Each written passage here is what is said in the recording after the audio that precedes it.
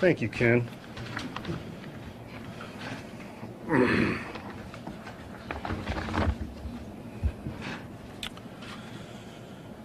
All right. For those of you who may not know, I'm Sheriff Lombardo of the Las Vegas Metropolitan Police Department.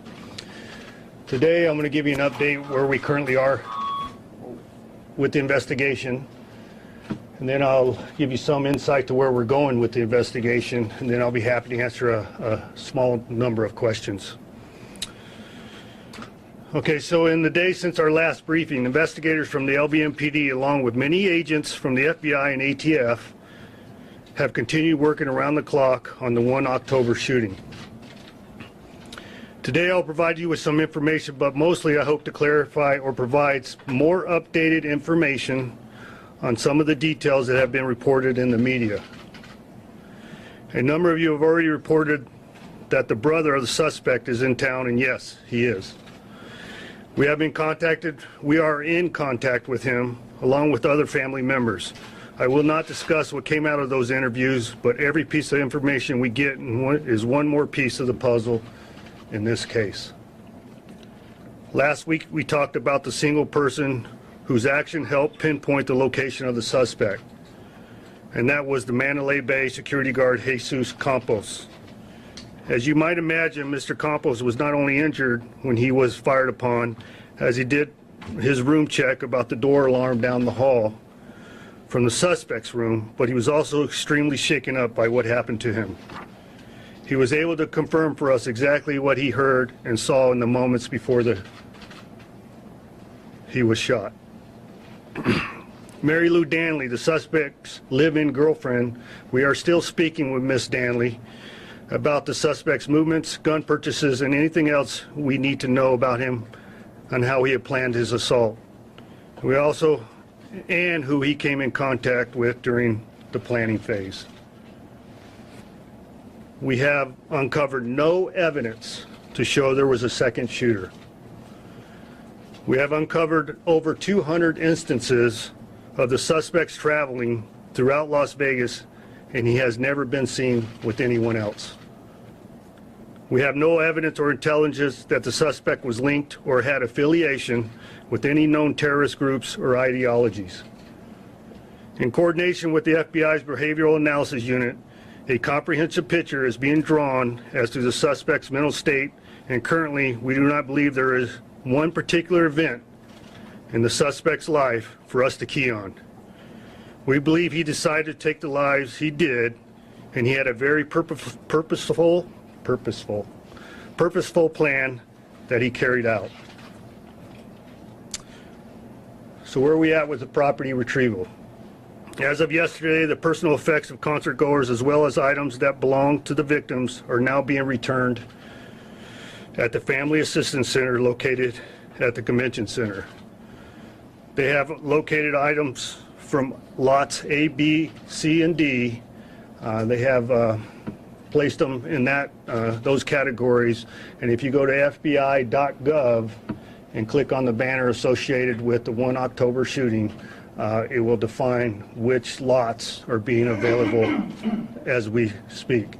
As far as I know from visiting there earlier today, lots A and B are available, and C and D are yet to be determined.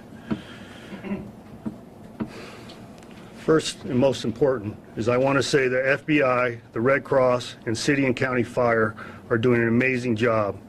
This is not an easy task to undertake, but their process is efficient.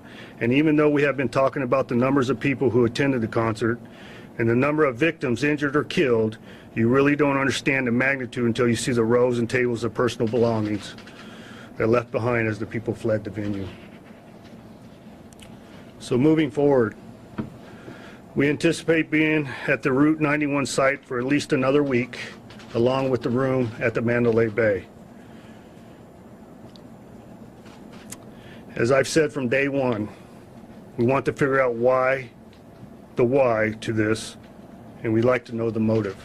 That is our most important goal, to prevent any further action associated with another individual who is contemplating this, or what exactly went along in the suspect's mind to enable him to pull off such a complicated event. So moving forward, barring any critical information obtained during the week, the next press conference will be conducted at the end of the week, Friday. So at this point, I'd be happy to answer any questions. There was a deposition that came out today from 2013 that said you were taking Valium. Have you found any medications? We have found some evidence of medications. I'm not at liberty to discuss that. Can you tell us about the note? Was that to cause damage? What were those notes? What note? The note that was in the suspect's room. There was not a note in the suspect's room. We recovered a document that had numbers associated to it, and I'm not at liberty to make a guess on what that was for. It could be. We're figuring that out. Sheriff, also in the suspect's room, according accounts we heard last night, there were drills. According to other accounts, the guard, Jesus Campos, heard drilling in the room. What drilling was done, and what do you think it was to accomplish? So the question is, what drilling was done, or what was the intent of the suspect? There was drilling done. It was to the doorway, adjacent wall to the doorway, and just an assumption would be to either place a camera or to place a rifle. Can I follow that? But the drilling was not completed. Did Officer Campos hear drilling? Yes, he did. How's Mr. Campos doing? You have any Can I finish his question, sir? And he knocked because of the drilling? No. There's never been anything out in the public forum about knocking. He was investigating an open door. He became of the drilling sound. Sheriff, what time exactly did Jesus Campos sustain, the injury? What was the timeline? What time exactly? Bear with me while I get that for you.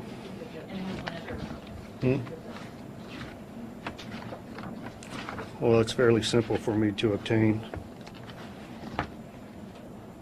What was the question, ma'am? Can I also ask, in the days... What was the original question? What time he got to sustain the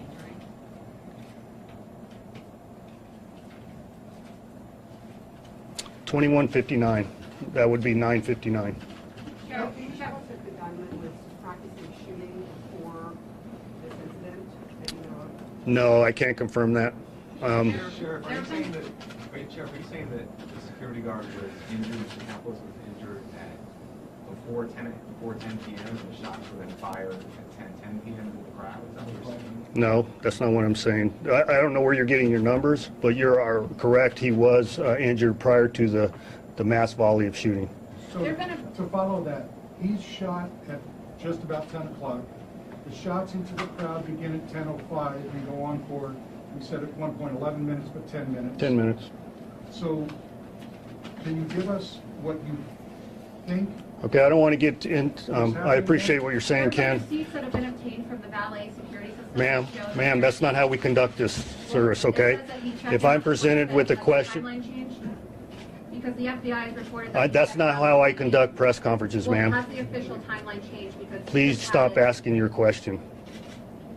There's a decorum that we have here, and I will finish Mr. Ritter's question. Thank you. So if Officer Campos or security guard Campos was shot at just before 10 o'clock, and the shot's out the window, as you described, then there were about... So let me help you with that, Ken, because you picked up on it. Yes, the timeline associated with the original shot and Mr. Campos has changed through investigation, as I have conveyed to you from the very beginning.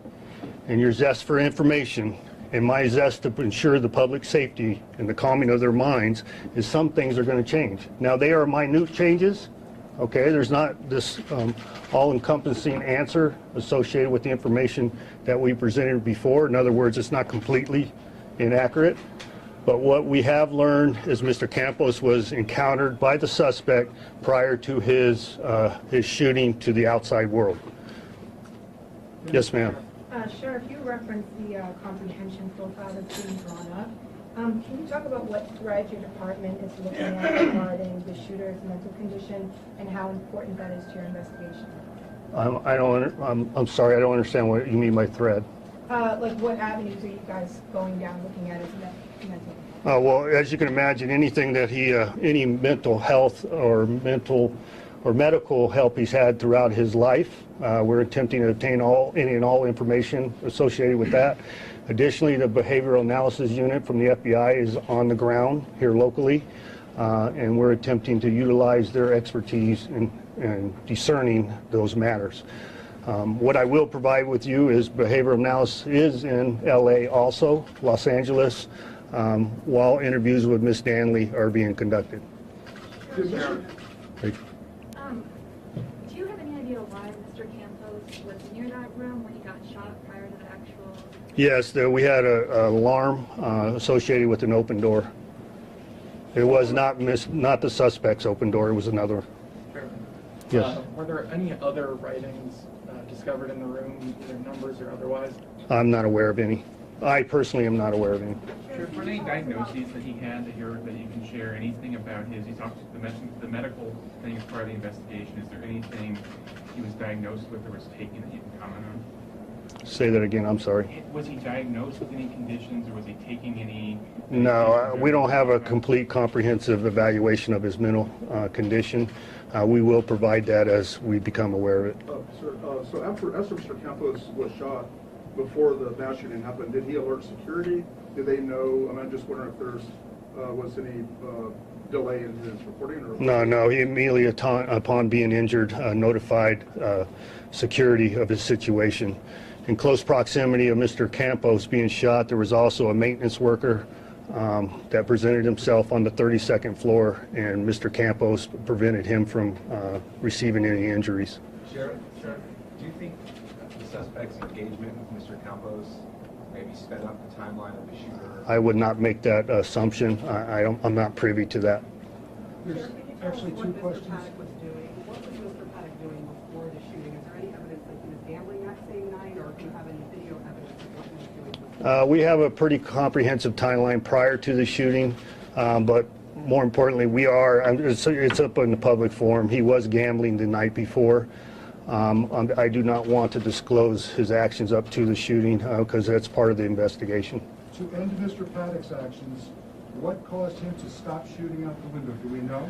We do not know at this point. And then to follow, you have said earlier you believe he had an escape plan. Do you still think that?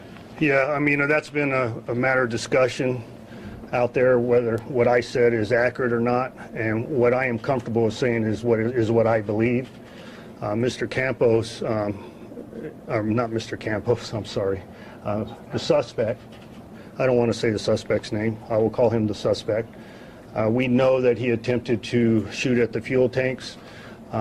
We know that he had some personal protection equipment in the room. We know that the car that was down in the parking garage still contained binary explosives. So I would be comfortable in saying, which I believe, depending on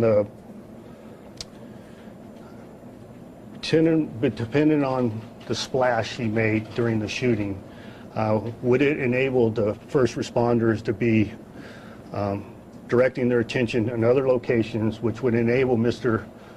Paddock to just leave the hotel.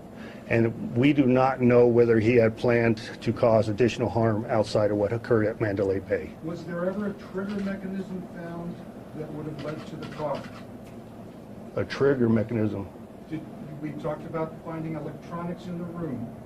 We talked about Oh, you mean something that would no, the explosives were not set up in order to detonate with a trigger. So, Sheriff, is it your belief? Yes, ma'am. Did the security guard, and when did the police know that the security guard was shot before the gunshots at 10:05 p.m. or only after the active shooting began? They weren't aware of him being shot until they met him in the hallway after exiting the elevator. Sheriff, when did he check into the What hotel? medication? And what date did he check into the hotel? Best of my recollection, we have information on the 25th. I had told you previously the 28th. We're trying to confirm his actions between the 25th and the 28th. I'm under the belief that he was not occupying the room between those days. Medication specifically was he taking? I already said that, ma'am. I can't answer that question now. Can you address why that is? Why? Because I don't want to sensationalize his actions. I believe if he doesn't have a name, nobody can relate to him. Sure. Yes, sir, Sure. in the back. In recent days, we heard reports about cell phones found in the suspect's room. How many cell phones were found, and was there any sort of indication that he might have been communicating with anybody? Aaron, do you have that information? I don't think it's prudent to give that out. Okay, no, we don't have that number. I don't know the number personally. Sure. You mentioned that something about how you had observed his movements over 200 times in the valley. Can you talk about where he was going, what he was doing? No, I can't reach. I wish I could give you a comprehensive timeline and his movements. That would assist us in developing possible witnesses, but we're still running that down. It's still a really comprehensive evaluation of all the electronic equipment associated with this individual, and that's going to take quite some time. What I am proud of is how far we've gotten to this point. And yes, I'm frustrated. If you look in the public media, the perception that I am frustrated at the speed of this investigation, yes, I am. It isn't because nobody is not doing their job. It's because this individual purposely hid his actions leading up to this event, and it is difficult for us to find the answers to those actions. And that's why it's important for you to give me some deference, the FBI some deference, and the police department some deference to ability to run out these leads. Now, I have noticed in the public forum several assumptions, unconfirmed statements, and actions of this individual put out there, and it makes it very difficult for us to follow the leads that we currently have when we're trying to chase our tail in other directions. And I have said this to you before. I appreciate all your help. You're a force multiplier for us because there's a lot of hidden pieces to this puzzle, but there's also a happy medium associated with that. And I will answer Mr. Ritter's question. That will be the last question. That's a lot of questions. I know you've got questions. We learned yesterday that the FBI went again to the Mesquite house. Did the FBI also go back to Reno, that house there, and the vehicles? Are we recombing? Perhaps you can tell us if we're recombing evidence. Yes, we are. The question was, is the FBI, along with LVMPD, revisiting the crimes or the personal property of the suspect? Yes, that is accurate. Along with the behavioral analysis detectives, they are also present, and maybe we can discern some additional evidence as a result of that revisit. Okay, thank you very much. And like I said previously, we anticipate the next press conference to be Friday. Barring any key evidence that we become aware of, we'll plan on Friday. Thank you very much.